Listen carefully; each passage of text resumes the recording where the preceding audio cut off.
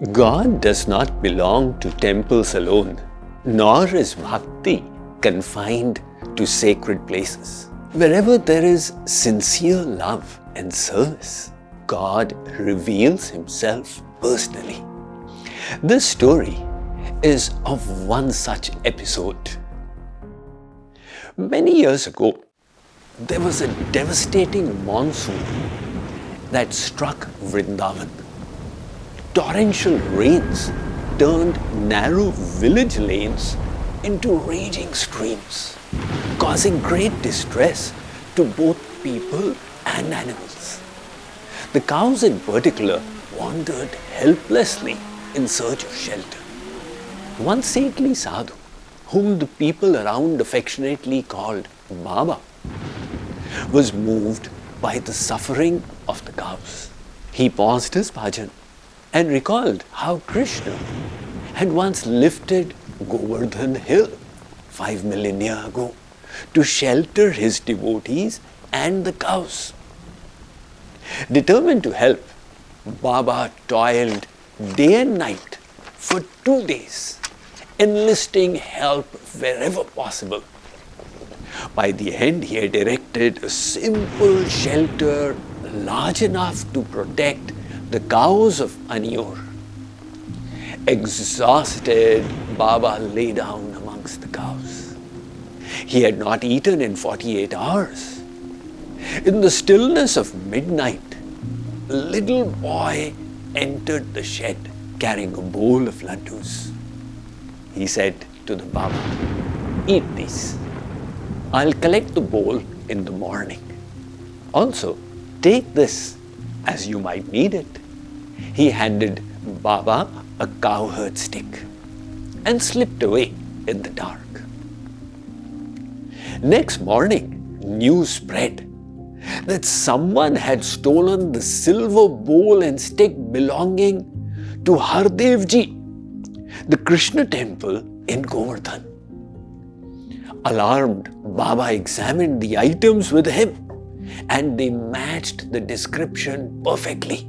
Could it be that Hardevji had himself come? Wishing to avoid attention, Baba took the bowl and stick to the chief priest, explaining that the boy had left them with him, promising to return. The priest immediately recognized them as Hardevji's sacred belongings that someone had stolen from the temple. The Baba smiled inwardly, thinking, if only you knew that the thief you are talking about is the very Lord you worship on the altar. This story is a devotional reminder that God becomes much more than a distant deity for those who serve Him with selfless love. The life of saints abounds with such stories in which Krishna walks amongst them, eats their food, and rewards them with devotion, not just in the next life, but in this very one. Let's read something about Bhakti from the Bhagavad Gita for everyday living. Shree Krishna states in chapter 12, verse 2, Mayyaveshya mano ye mam nitya yukta upasate shraddhaya parayopetas te me yuktatama matah. The Lord said, those who fix their mind on me and always engage in my devotion with steadfast faith, I consider them to be the best yogis.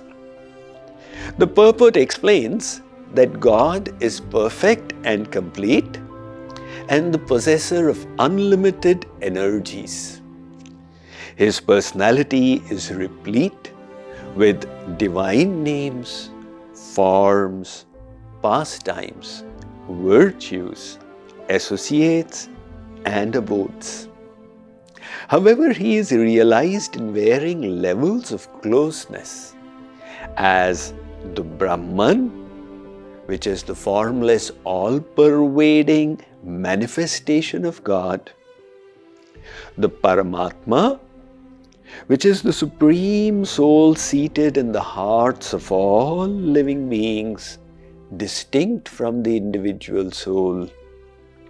And Bhagavan, the personal manifestation of God that descends upon the earth. So the path of bhakti or devotion leads to the realization of the supreme divine entity in his Bhagavan aspect. This is the closest realization of God.